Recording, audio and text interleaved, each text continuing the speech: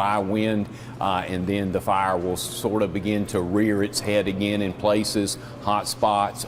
Visibility is going to be a problem today. We've had issues with super fog this morning, the combination of fog and smoke up along Sauratown Mountain Road. Visibility was near zero this morning, so crews kind of staged and stayed around this morning. They're back currently mopping up and patrolling at this time. How much of a blessing was this rain? We were hoping for the best and we were preparing for the worst, because this whole situation has changed dramatically in the last 24 hours. This is really a blessing. The rain that we got today and that we're supposed to move in tonight has really changed things dramatically. And I mean, obviously, you know, water helping to put out the fire, but can you be more specific as to how this rain really is benefiting your efforts out there? Yeah, because we have been in a severe drought situation for quite some time here. Crews had reported even the heavier fuels, your dead fuels that are 6, 7, 10 inches in diameter, they were reporting total consumption on those. That's very uncommon that those heavy and down fuels will burn that readily. Mop up has been very difficult under those circumstances. That fire we had down in Sauratown about 2 years ago in this area, we kind of refer to it as a zombie fire because it kept rearing its ugly head for days and even weeks after that. And that's something that we just can't walk away from this. Even if we get totals of 2 inches of rain or more, we're going to have to monitor. We're going to have to work on containment along these lines, do snagging operations where crews go in, ground crews go in and remove the dead and burning trees off of the lines, and then do mop up 30 to 50 feet or so inside the line. Rain started around like 3 a.m. this morning. As time has gone on throughout the day, now 1 p.m., how has that rain played either in a positive or negative way to you guys' efforts? It presents a whole new set of hazards as far as the hand crews and the ground crews out there. The potential for slips, trips, and falls are there. You know, the wind element has picked up throughout the night along with that rain, so they were reporting additional trees coming down as well. And I know that we don't have a real, hammered down timeline as to when this might be fully contained. I know that you said that we're going to have to wait until tomorrow when the rain stops and the winds come in and whatever.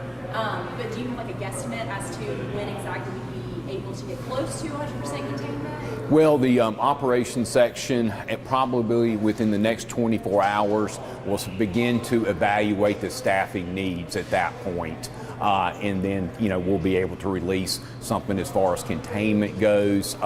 They will definitely re-engage in control lines and tying these lines together and making sure that not only do they have good solid containment, that mop up is done well into the interior. So. 3 schools in the area that had to be dismissed early because power lines were down. Do you know much or anything about those situations?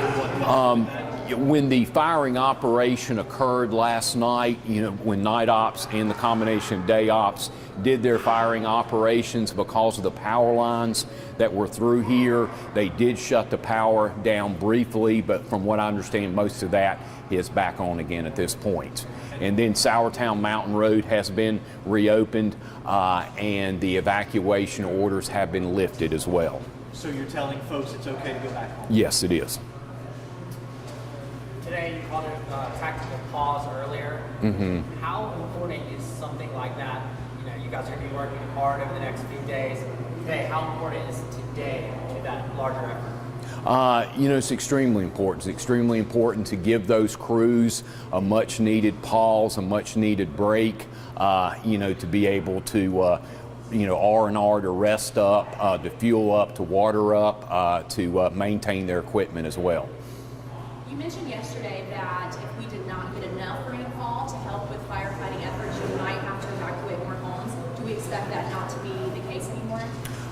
You know, anything is possible with wind events and drying. I don't see a lot of rain in the future forecast, so you know, anything is possible. That time of year right now, there's no plans for additional evacuations at this time.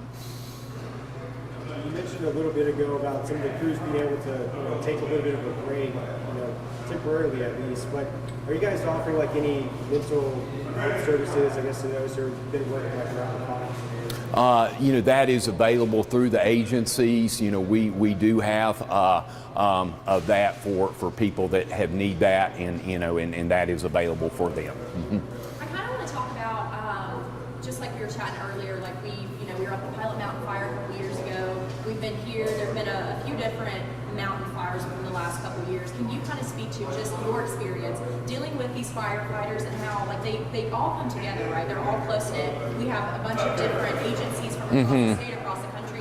How close knit is that community? Very close knit. Even when we go outside of the state to support the Western fire efforts during the summertime, you know, if you go out west, if you're out there, you keep seeing the same people over and over. And I think somewhere nationwide, maybe about 13,000 wildland firefighters nationwide, and we keep bumping into each other at fires. Some of those same faces are back here, and just their support has been amazing, because the way this fire was behaving the last couple of days with those resources staged in western North Carolina, and just the ability within a couple of hours time to move those over here, that really saved us. Can you kind of break down for me, just for my understanding, when you're putting rainfall on like an active fire, kind of what's coming from that fire? Is it steam? If it's not even fully putting it out, kind of just sprinkling it, what kind of happens to that flame like we might be seeing here? Yeah, a lot of your fine fuels that are burning or have been burning, you know, do get extinguished, but your heavier fuels, you know, your 6, 7, 10-inch diameter fuels, you know, there's still a lot of heat in those, a lot of heat in those stump holes down in the ground, in those ash pits that, you know, do require that additional mop up. That way, you know, heat will lay dormant in there for quite some time, and then you start seeing that when this system moves out during the peak burning hours, say 11 to 1 to 3, 4 o'clock in the afternoon, you start seeing, you know, that heat come up again. At this point, how many different, I guess, agencies beyond, you know, the immediate one in this area are kind of banding together, I guess, the latest number of those agencies with firefighters? North Carolina Forestry Service, and then we, of course, we have our resources that are out of state, Washington State, Oregon, Utah, Montana, and then we have Stokes County Emergency Management. We've got the fire departments here. You know, they have come from surrounding counties in the last few days. Also, Office of State Fire Marshals have been here as well. When you have that many different agencies coming together to fight something like this, on a scale like this, how critical and how important is it to have that response, and kind of what's your reaction to be able to get that? Yeah, well, there's no shortage of volunteers, and we have people rushing in. We have people, you know, wanting to support the operation. We're very. Our agency itself, we're experiencing retention issues as other agencies are, but there's always folks there to fill the void. You know, they've come from out west, they've come from other states to help us out, and that support always comes when needed. Transitioning from that, I spoke with some community members who are, you know, providing meals, providing resources to you guys.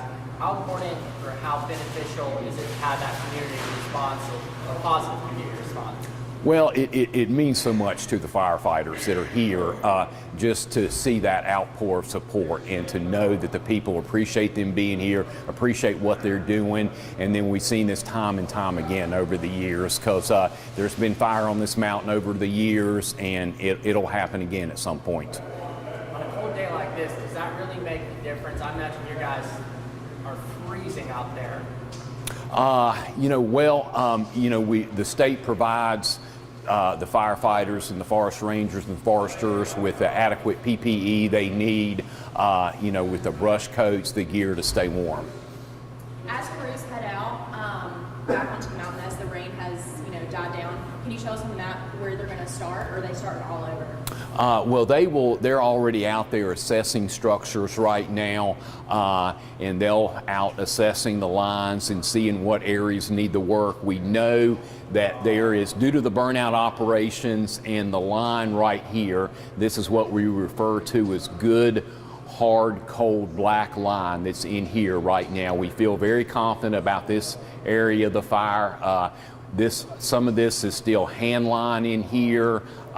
There's not been a lot of mop up in this area, so our focus is going to be kind of in the Division Alpha, Division Charlie area over the next day or so.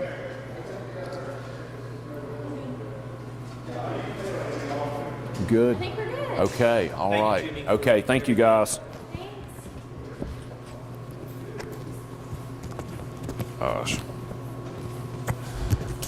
Oops. Oops. They just keep miking you up. I all know, these I know, lives. yeah. Well.